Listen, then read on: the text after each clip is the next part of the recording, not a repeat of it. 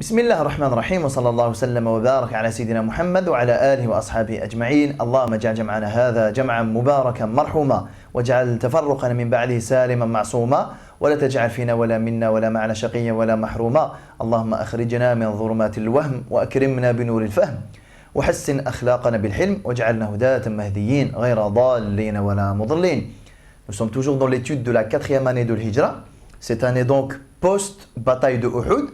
On avait dit que la bataille de Uhud avait eu beaucoup de conséquences, des conséquences sur les musulmans, sur le Nabi sallallahu alayhi wa sallam, Sahaba, les gens al-Madina, des conséquences sur les hypocrites, des conséquences sur les juifs de Médine. Tout cela, on y reviendra inshallah ta'ala. Mais ce que nous avions commencé à aborder les 2 derniers épisodes sont les conséquences de la bataille de Uhud sur la péninsule arabique, sur les autres tribus arabes. Ça leur a ouvert une certaine porte, ça leur a donné l'illusion, en tout cas l'idée de pouvoir vaincre et battre les musulmans. À partir du moment où Quraysh, on ne peut pas dire que Quraysh ont battu les musulmans, mais à partir du moment où Quraysh ont failli battre définitivement les musulmans, bon, après tout, tout le monde a sa chance. On avait pensé, suite à la bataille de Badr, que les musulmans étaient irréprochables, intouchables. Bon, finalement, non. La bataille de Uhud a montré que les musulmans pouvaient perdre, que les musulmans étaient aussi faillibles et qu'on avait chacun sa petite chance pour les vaincre. Et ça avait donné donc cette idée aux autres tribus arabes pour tenter leur chance. On en a déjà abordé 2, enfin même 3, des tentatives que le Nabi sallallahu alayhi wa sallam avait avortées dès leur origine à Najd et à Hudayl. Le dernier épisode, on avait vu l'événement triste, cette catastrophe qu'ont connu les musulmans à travers le jour de Raji', le meurtre lâche de ses compagnons.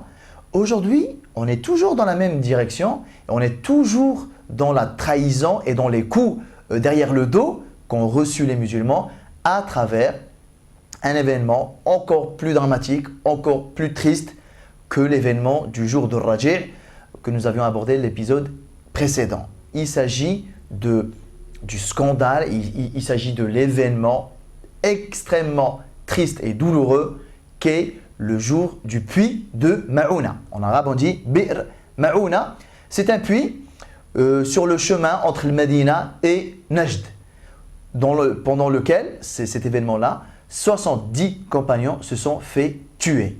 Alors, 70 compagnons tués, alors ça peut paraître, ça va, c'est pas grand-chose, mais déjà c'est symbolique, déjà ça rappelle le traumatisme de la bataille de Uhud. 70 morts déjà lors de la bataille de Uhud. Et là je vous rappelle que la bataille de Uhud, elle a eu lieu en Shawwal. Donc juste après Shawwal, il y a quoi? Dhul Qa'da, ensuite Dhul Hijjah, et là Muharram, on a connu les 2-3 petites tentatives, plus le jour de Raji', et là on est en début Safar. Ça veut dire 3 mois et quelques à peine après Uhud. 70 morts. Donc la plaie de Uhud n'est pas encore cicatrisée. C'est encore dans l'esprit de tout le monde. Les regrets et l'amertume de la bataille de Uhud sont encore présents. Et 3 mois plus tard, on doit faire face à quoi? On doit faire face au meurtre de 70 compagnons. Mais il y a une différence entre les 70 martyrs de Uhud et les 70 martyrs du puits de Ma'ouna. Il y a une différence. C'est que pour les premiers, c'était clairement une guerre. C'était une bataille. En y allant, ils allaient vers la probabilité de mourir. Ils allaient pour combattre. Les 70 de Bir Ma'ouna se sont fait tuer par trahison derrière le dos. Ce n'est pas pareil. Mais en tout cas, on a 70 morts ici et on a 70 morts là. 140 sahabis qui décèdent en 3 mois, c'est énorme. C'est énorme, énorme, énorme. Pour une nation qui, Al-Madina, ne comptait que quelques milliers d'individus, 140 personnes, je ne sais pas, mais c'est peut-être 10% de la population. C'est comme si une nation, par exemple comme la France, perdait comme ça en 3 mois 6 millions d'individus. C'est énorme, sachant que ce ne sont pas n'importe quels individus. Lors de la bataille de Uhud, c'était des grands guerriers qu'on a perdus.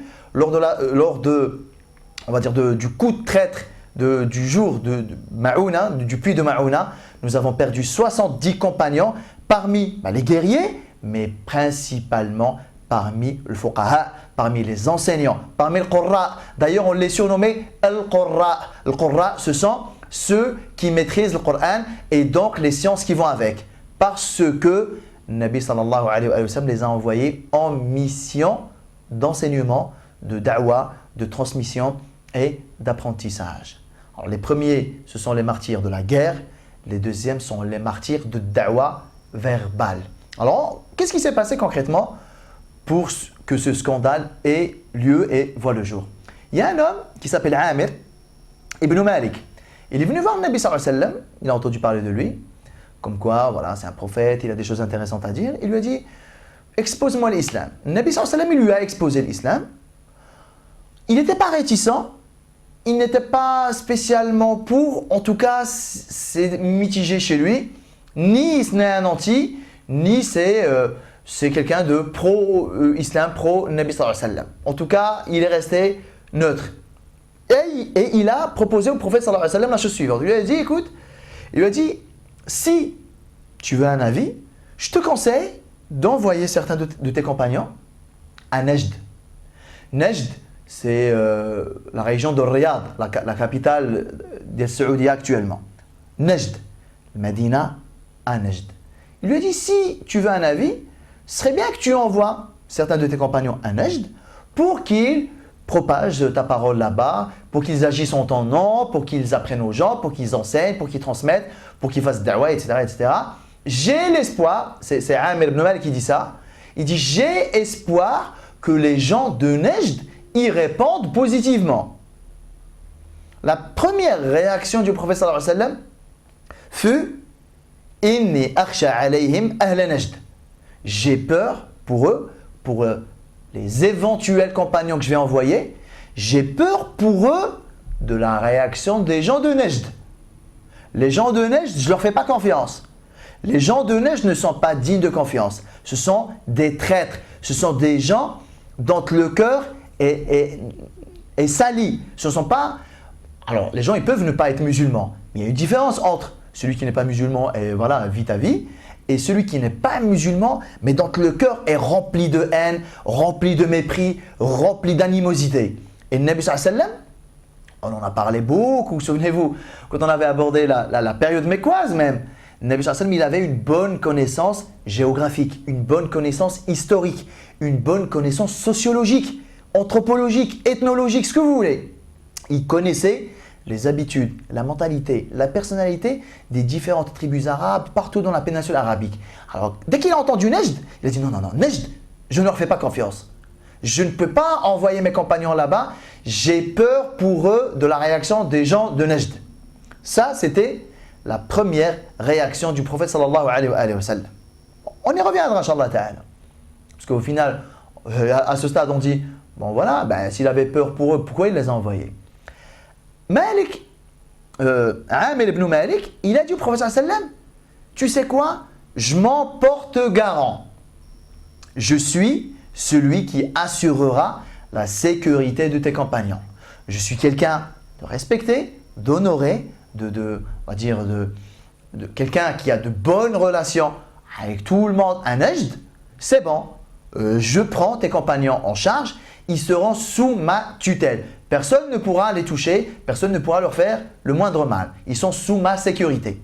Et ça, c'était quelque chose de très répandu, très connu chez les Arabes, où lorsque vous aviez quelqu'un, un responsable d'une tribu, qui dit « bon, les personnes là, elles sont sous ma tutelle », ça engage sa tribu à lui, mais ça engage toutes les tribus avec lesquelles lui-même, il est en pacte d'amitié. C'est bon, ils sont sous ma responsabilité.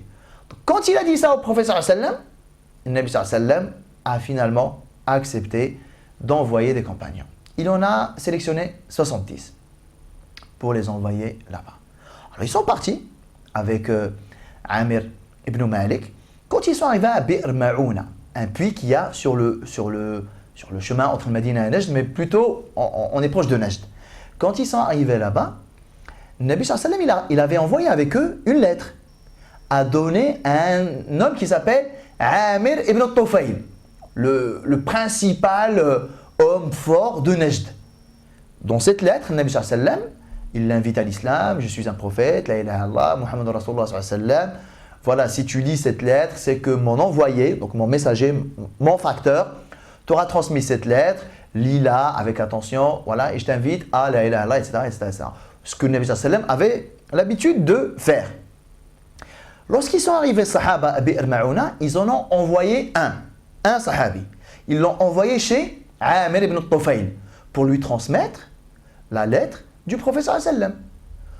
On n'est pas venu en guerrier, on n'est pas venu en offensive, en conquérant, on est venu en paix, on est venu en enseignant, on est venu en prédicateur, en prêcheur, on est venu mais vraiment tout en, on va dire, sympathie et en amitié. Et tiens, lis voir ce que notre chef, en quelque sorte, a à te dire. Amir ibn Tufayl, il a refusé de lire ce que le Nabi sallallahu alayhi wa sallam lui a envoyé. Il n'a même pas voulu prendre le message et il a ordonné à ce qu'on tue le facteur, l'émissaire, le messager du prophète sallallahu alayhi wa sallam. Alors ça c'est connu. Alors, vous pouvez ne pas être d'accord avec les gens, vous pouvez refuser, vous pouvez être l'ennemi des gens, mais tuer l'émissaire, tuer le facteur, celui qui a apporté le message, c'est une déclaration de guerre.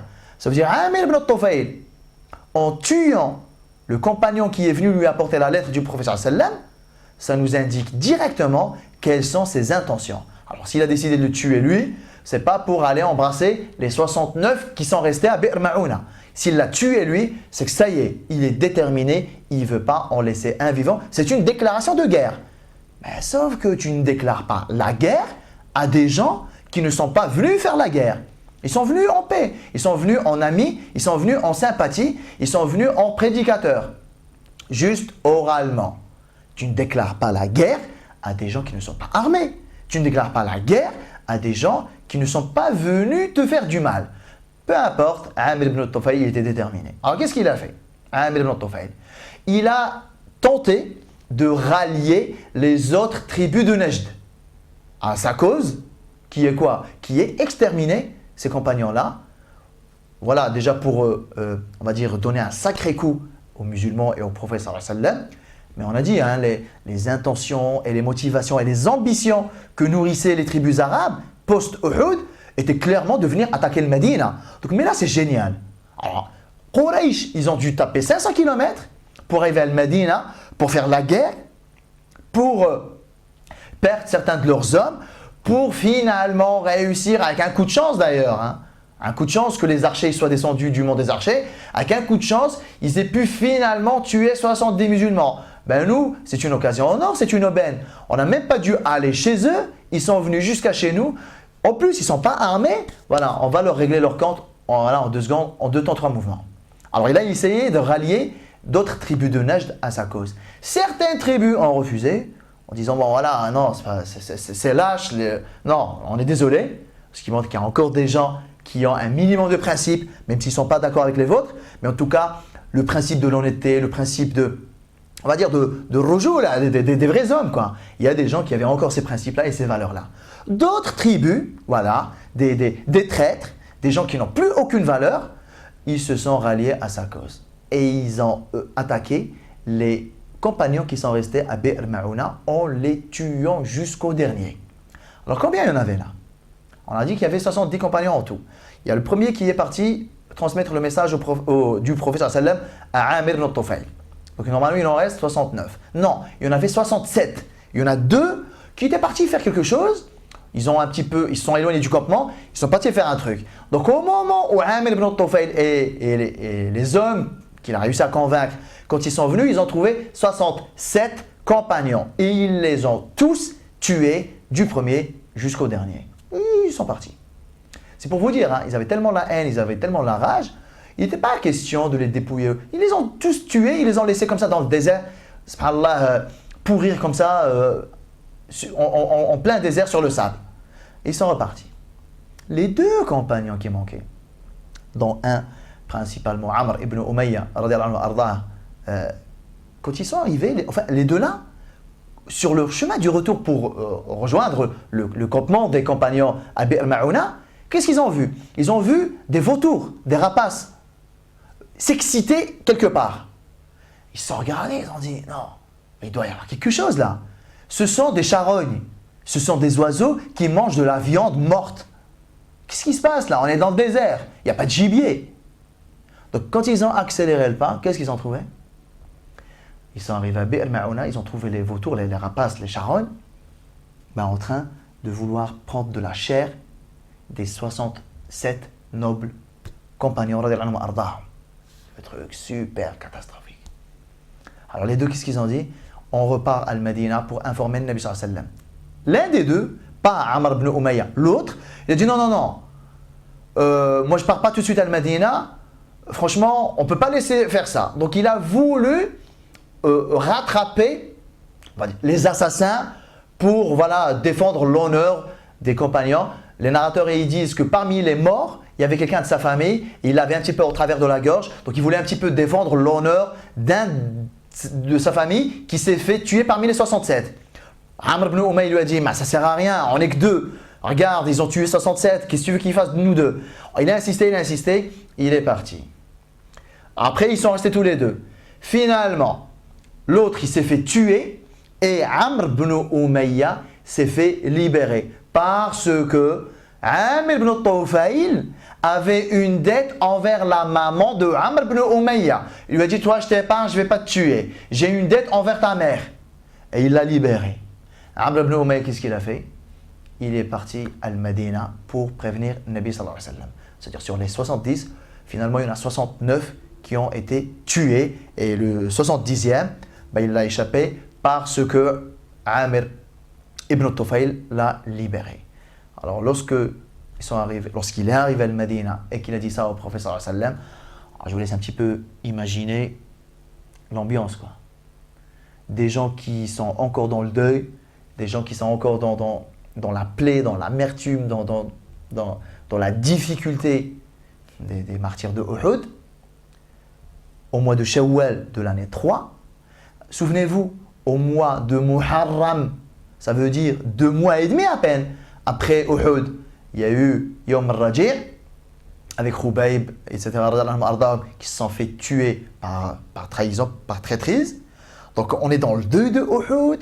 On l'a échappé belle avec l'invasion que l'expédition de Abu Salama est partie enterrer. On l'a échappé belle avec Hudayl.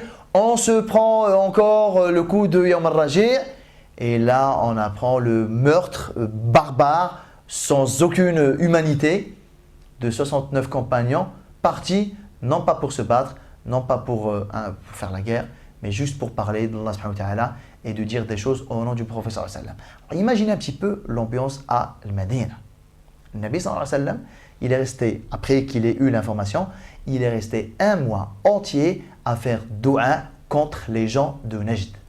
Les tribus en tout cas, on les nomme nominativement, les tribus qui ont rejoint Amir ibn Tufail. Pendant 1 mois, il a fait dua contre toutes les prières du Fajr, pendant 30 jours. C'est pour vous dire, le Nabi sallallahu alayhi wa sallam, il ne fait pas de dua contre les gens comme ça. Au contraire, sa rahma, sa clémence prennent le dessus sur pratiquement tout. Mais si l'on est arrivé à faire dua contre ces personnes-là, contre ces tribus-là, c'est qu'elles ont été encore pires que Quraysh. Même Quraysh, il n'a pas fait de dua contre eux. Pourtant, regardez ce qu'ils lui ont fait subir le jour de la bataille de Uhud. Et même Sahaba, ils ont dit au prophète sallam, faites dua contre eux, faites dua contre eux. Il disait non, non, ya Allah, pardonne à mon peuple, ce sont des ignorants. S'ils font ça, c'est qu'ils ne savent pas. Pourtant, il a fait dua contre les gens de Najd, en les nommant nominativement tribu par tribu.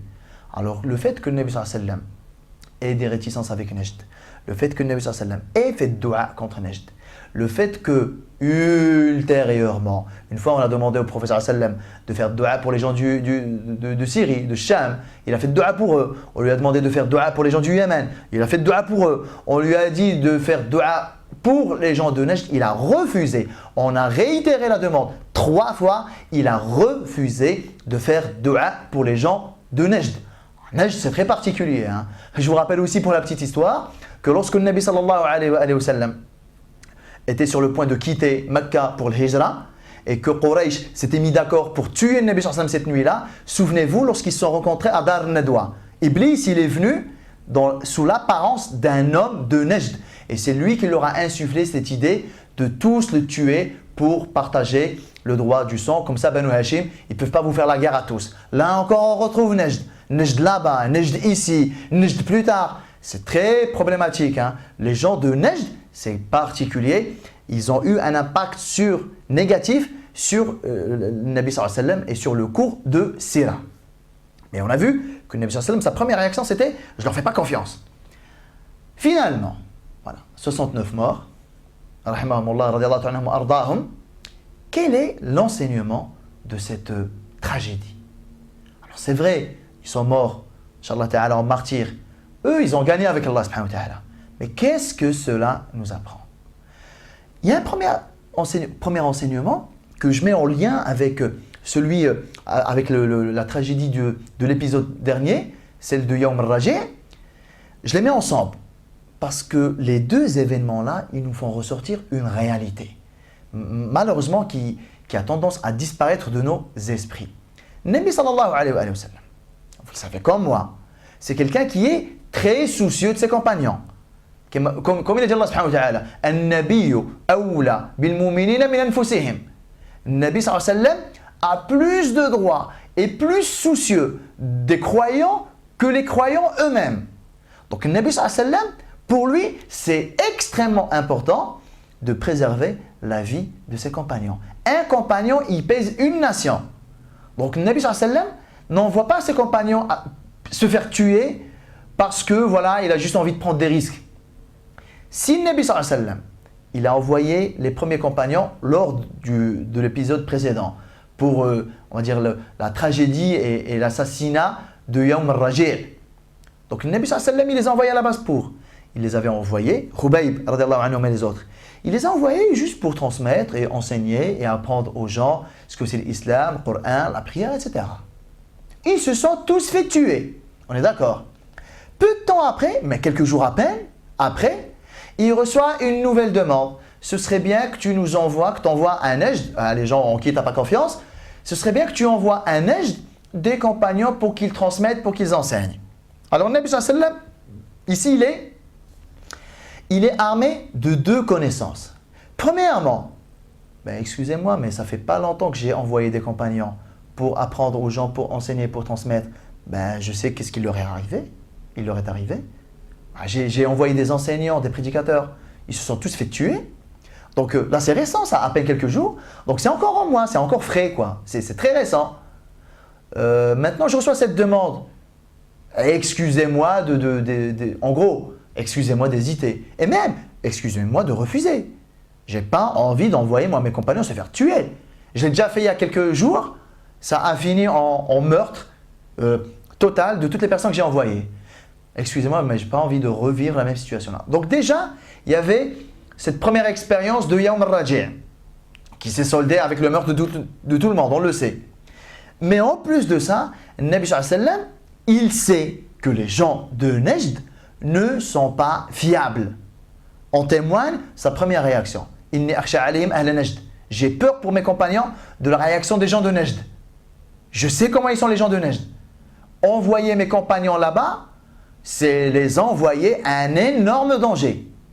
Donc quelqu'un qui a l'expérience de Yawm al-Raji' de quelques jours à peine, quelqu'un qui sait que les Arabes en ce moment, ils ont la haine, ils ont la rage, ils ont ce que vous voulez comme sentiment négatif envers les musulmans, donc le Nabi sallallahu alayhi wa sallam, il le sait ça. En plus de ça, il s'agit de Najd.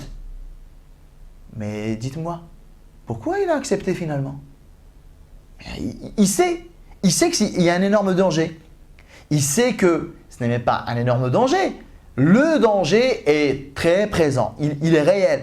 Ce n'est pas un danger peut-être exagéré, amplifié, fantasmé. Non, il est réel. Les Arabes ont la haine et ont la rage en ce moment contre les musulmans. Et en plus de ça, ce sont des gens pas fiables du tout. Finalement, pourquoi il a envoyé les compagnons? Il mesurait réellement le danger. Pourquoi il les a envoyés? Et c'est ça le principal enseignement. Il les a envoyés parce qu'il ne pouvait pas faire autrement. Il les a envoyés parce que la transmission de la part d'Allah subhanahu wa ta'ala, la propagation de l'islam a un coût et a un prix humain. Il faudra le payer. s'il faut que ça passe par du sang, s'il faut que ça passe par la vie des hommes et des femmes, ben, qu'il en soit ainsi. Alors le danger, Nabi sallallahu alayhi wa sallam, il le connaît. Il est réel. Il est très très fort. Donc d'un côté, j'ai ça. Je sais que c'est chaud, que ça risque d'être très chaud. La probabilité, elle est très élevée. J'ai ça d'un côté. Et de l'autre côté, j'ai le devoir et la nécessité d'appeler Allah subhanahu wa ta'ala et de transmettre ce bienfait d'Allah subhanahu wa ta'ala sur l'humanité. Alors qu'est-ce que je fais? Est-ce que pour préserver mes hommes, j'arrête de faire da'wa? Ou alors, pour da'wa, ben, il faut accepter de sacrifier ses hommes. Alors, dit comme ça, c'est très délicat. Non, mais le Nabi sallallahu alayhi wa sallam, il a tranché. Hein. La vie des compagnons. Et Dieu sait qu'elle est très chère, très importante. Le Nabi sallallahu alayhi wa sallam, il était dégoûté. Le Nabi sallallahu alayhi wa sallam, il était en deuil. Le Nabi sallallahu alayhi wa sallam, il était en colère. Le Nabi sallallahu alayhi wa sallam, il était triste. Tout ce que vous voulez. Et tout ça, il l'a pressenti. Ça ne l'a pas empêché d'envoyer ses compagnons. On ne peut pas dire qu'il les a envoyés se faire tuer. Il les a envoyés faire ce pourquoi Allah Ta'ala les a mandatés. À savoir, kuntum khayra ummatin ukhrijat lin-nas. Ta'muruna bil ma'ruf wa tanhawna 'anil munkar wa tu'minuna billahi, etc., etc. Et tous les versets où Allah Subhanahu wa Ta'ala il parle de ce devoir collectif de transmettre la parole d'Allah Subhanahu wa Ta'ala. Qu'il en soit ainsi. S'il faut que 50% meurent, eh ben 50% de la population musulmane devra mourir. Qu'est-ce qui ne doit pas mourir? L'islam. Qu'est-ce qui ne doit jamais baisser? C'est la parole d'Allah Subhanahu wa Ta'ala. Les hommes, nous, vous, moi, hommes, femmes, petits, grands, tout ce que vous voulez, nous-mêmes, on devient une monnaie et on devient un prix. S'il faudra le payer, ben on le paiera de nos vies s'il le faut. Mais la réalité là, malheureusement, elle est très éloignée de notre quotidien. On a cette illusion que ce qui nous est demandé, ben, il nous est demandé d'être des gens honnêtes, il nous est demandé d'être bons envers les parents, bon, il nous est demandé de ne pas boire, de manger halal, d'être bon avec ses parents, de prier, tout ça. Et voilà, alhamdoulilah, et c'est ça. Non, non, non, non. C'est pas que ça. Ce qui nous est demandé, il nous est demandé que notre vie devienne secondaire à côté de la mission d'Allah subhanahu wa ta'ala. Ta vie, votre vie, la mienne, la nôtre, elle est secondaire. Préserver la vie, c'est très important. D'ailleurs, on n'a pas besoin d'en parler. Hein. Toutes les recommandations, Allah subhanahu wa ta'ala, il veut qu'on s'alimente correctement, il veut qu'on prenne soin de nous, il veut qu'on se soigne. Allah subhanahu wa ta'ala prend soin de notre vie, de notre sécurité. C'est pour vous dire à quel point la vie est importante pour Allah. Mais cette vie qui est extrêmement importante pour Allah, d'autant plus lorsqu'il s'agit d'un musulman, d'un croyant, d'autant plus lorsqu'il s'agit d'un compagnon. Alors Dieu sait que c'est extrêmement important aux yeux d'Allah subhanahu wa ta'ala, la vie d'un croyant, la vie d'un compagnon. Mais s'il faut que cette vie-là soit sacrifiée pour que la parole d'Allah subhanahu wa ta'ala soit haute, eh bien la vie-là, elle devient insignifiante, secondaire par rapport à ça. Alors franchement, de vous à moi, si notre vie devrait être secondaire par rapport à la parole d'Allah subhanahu wa ta'ala, par rapport à la cause d'Allah subhanahu wa ta'ala, notre vie, hein, ce qui est le truc le plus cher qu'on possède, c'est notre vie. Si notre vie devrait être secondaire, quid de son épouse, quid de son époux, qu'en est-il de ses enfants, de sa carrière, de son argent, de son commerce, de sa maison? Si ma vie doit être secondaire, à quel rang, à quelle place je devrais mettre ma carrière, mon argent, voilà, mes biens matériels, mes gosses, ma femme, hein? Je vais les mettre où? Déjà, ma vie, elle est au mieux, elle est en deux. Ma vie, elle est en deux. Alors les autres, ils sont où? Et là, on voit que concrètement, l'échelle de priorité, c'est pas trop ça. Subhanallah, le Nabi sallallahu alayhi wa sallam, tout en connaissant le risque, le danger, il a envoyé le Sahaba parce qu'il faut le faire. Parce que transmettre est une obligation. Et j'en arrive au deuxième enseignement. C'est que le Nabi sallallahu alayhi wa sallam, franchement, il y a cette idée malheureusement qu'on retrouve parfois chez certains musulmans, comme quoi, bon, oui, c'est vrai que nous sommes une nation de da'wah, nous sommes une nation de transmission, nous sommes une nation de prêche, de prédication, etc.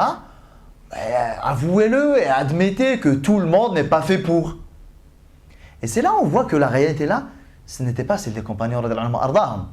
Quiconque devenait musulman, ben, il se sentait concerné par la mission. Il se sentait concerné par le fait de porter un petit morceau de la mission du prophète sallallahu alayhi wa sallam. Ça n'a pas fait, bon voilà, nous on t'a suivi, on a cru en toi, ben, écoute, on prie, on jeûne, Inch'Allah on ira au Hajj, on a arrêté de boire du vin, on a arrêté l'adultère, de là tout ça, ok, on t'a suivi, on t'a écouté. Après, pour la mission, pour transmettre, c'est pas notre boulot. Aucun sahabi n'a pensé à ça. Aucun sahabi, ça lui a traversé l'esprit. Pourquoi? Parce que pour eux, c'était un pacte. Tu es devenu musulman, eh ben, c'est normal et c'est obligé que tu vas co-soutenir le Nabi sallallahu alayhi wa sallam dans sa mission de da'wah, dans sa risala, dans son message. Et regardez le Nabi sallallahu alayhi wa sallam. Quand on dit que le Nabi sallallahu alayhi wa sallam a envoyé ses compagnons à Najd, alors qu'ils connaissaient parfaitement les risques. Il n'y a pas que le Nabi sallallahu alayhi wa sallam qui connaissait les risques. Les 70, ce ne sont pas des enfants. Eux aussi connaissent Najd. Eux aussi connaissent le risque. Eux aussi, ils ont encore l'épisode de Raji' dans les esprits, ça date d'à peine quelques jours. Eux aussi, ils n'ont pas encore entièrement digéré Uhud. Eux aussi connaissent le risque. Ils savent qu'ils sont attendus de toutes parts. Ils savent qu'ils ont été lâchés par les hypocrites. Ils savent qu'ils ont été et ils vont être encore davantage lâchés par les juifs. Ils savent que les tribus arabes, Houdaï, Najd, etc., sont en train d'attendre la première occasion pour venir les tuer. Tout ça, ils le savent.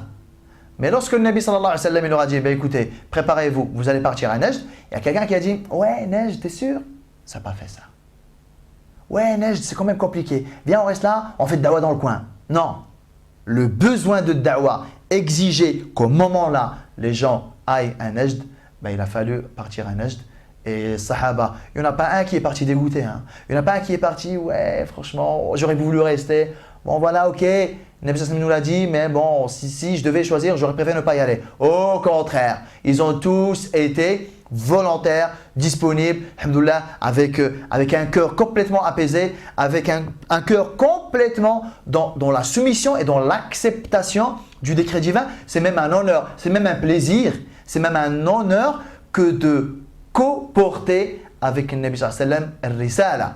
Parce que ceux qui portent avec le Nabi sallallahu alayhi wa sallam la lourde charge de la transmission du message de risala, il y a quand même à penser que le jour dernier, ils seront à ses côtés. Ce sont les vrais partenaires du prophète sallallahu alayhi wa sallam. Donc ils ont été avec gaieté de cœur, alhamdoulilah, à l'exception de Amr ibn Umayya, ils se sont tous fait tuer. Radiallahu anhum ardahum. Donc deux principaux enseignements. Le premier, c'est que notre vie, elle est secondaire à côté de la cause d'Allah subhanahu wa ta'ala. Que dire alors de nos époux, nos épouses, nos enfants, nos études, nos carrières, notre argent, notre confort? Ils ne devraient même pas figurer sur la liste en vérité. Donc, Inch'Allah ta'ala, on pense à ça. À quel point Sahaba, ils avaient intégré cette idée comme quoi, s'il faut que je paye de ma vie, je payerai de ma vie. Souvenez-vous, le pacte de l'Bay'a, l'allégeance de l'Ansar. Qu'est-ce qu'ils ont dit As'ad ibn Zurara radiallahu anhu arda et les autres quand ils ont pris l'allégeance avec le Nabi sallallahu alayhi wa sallam? Ils ont dit, on s'engage à te défendre de ceux avec quoi on va défendre nos personnes, nos femmes et nos enfants. Et dem, c'est le sang qui va nous séparer de toi. Ça veut dire depuis le premier jour, l'Ansar, je ne parle même pas des Muhajirin parce qu'ils sont encore mieux, depuis le premier jour, l'engagement c'était, s'il faut que moi je disparaisse pour que le Nabi sallallahu alayhi wa sallam reste en vie, pour que la mission continue, moi je disparaîtrai sans aucun problème. Qu'en faire tous les Sahaba qui se sont relayés l'Ansar le jour de l'Uhud pour protéger le Nabi sallallahu alayhi wa sallam? Ce sont des gens qui ont compris que leur mort était préférable à leur vie si c'est pour la cause d'Allah subhanahu wa ta'ala. Qu'en faire? Ce qu'il avait dit Khubayb radiallahu anhu arda au moment où il allait se faire exécuter, quand il avait chanté les vers de poésie, il a dit Walastu ubali, je ne me soucie guère de sur quel côté je vais me faire exécuter. À partir du moment où ma mort, c'est une mort pour Allah subhanahu wa ta'ala. Et ça, pour synthétiser tout ça, on se rappelle, Inch'Allah ta'ala, ensemble, ce magnifique verset auquel on ne pense très rarement. C'est lorsque Allah subhanahu wa ta'ala, il enseigne à Sidna Ibrahim alayhi salam à nous transmettre quoi? Qul inna salati wa nusuki wa mahyaya wa mamati lillahi rabbil alamin. Ma vie, mes différents rites, ma prière, mon vécu, ma vie et ma mort, tout cela devra être pour Allah subhanahu wa ta'ala. Donc ce sont les deux principaux enseignements de la catastrophe, de la tragédie de Bi'r Ma'ouna, mais ce n'est pas terminé. On ne peut pas dire heureusement ou malheureusement. Disons que la logique, et ça je vous en avais parlé il y a 2-3 épisodes, la logique de cette 4e année de l'Hijra, c'est toujours la même. Voilà, les masques sont tombés, les traîtres on les a vus et chacun a voulu un petit peu tirer sa petite chance pour tenter d'en finir une bonne fois pour toutes avec les musulmans, avec le Nabi sallallahu alayhi wa sallam. Alors, il y a eu Yom al-Raji', il y a eu Bi'r Ma'ouna, le puits de Ma'ouna. La 5e année, on n'y est pas encore, mais la 5e année, c'est la 5e année du gros rassemblement anti-musulman. Mais on n'y est pas encore. Le gros rassemblement de l'année 5 de l'Hijra, qui est la bataille de l'Ahzab, a eu des prémices, on va dire. Il y a des choses qui ont eu lieu lors de la 4e année de l'Hijra, qui ont contribué directement ou indirectement au rassemblement, à ce gros rassemblement des coalisés des Ahzab, la 5e année, où les tribus arabes, pratiquement toutes, plus les juifs, se sont mis d'accord pour envahir les musulmans, pour en finir une bonne fois pour toutes. Qui dit tribus arabes et juifs ensemble, dit il a dû se passer des choses avec les juifs également. Jusque-là, Najd, jusque-là, Hudayl, jusque-là, 2-3 petits mouvements des Arabes. Toujours dans cette 4e année de l'Hijra, il y a eu un gros événement également à Al-Madina avec les Juifs de la tribu de Bani Nadir. Quand je vous dis cette 4e année-là, à peine quelques jours après le scandale et la tragédie du puits de Ma'ouna. Lorsque Nabi sallallahu alayhi wa sallam a reçu l'information du meurtre de 69 de ses compagnons, les Juifs de Bani Nadir ont eu une idée qui s'est retournée contre eux. Mais ça, Inch'Allah Ta'ala, on le verra lors du prochain épisode, Inch'Allah Ta'ala. Wallahu Ta'ala a'lam. Wa sallallahu wa sallam wa barak ala Sayyidina Muhammad wa ala alihi wa ashabihi ajma'in. Je vous dis à la semaine prochaine. Wassalamu alaikum wa rahmatullahi ta'ala wa barakatuh.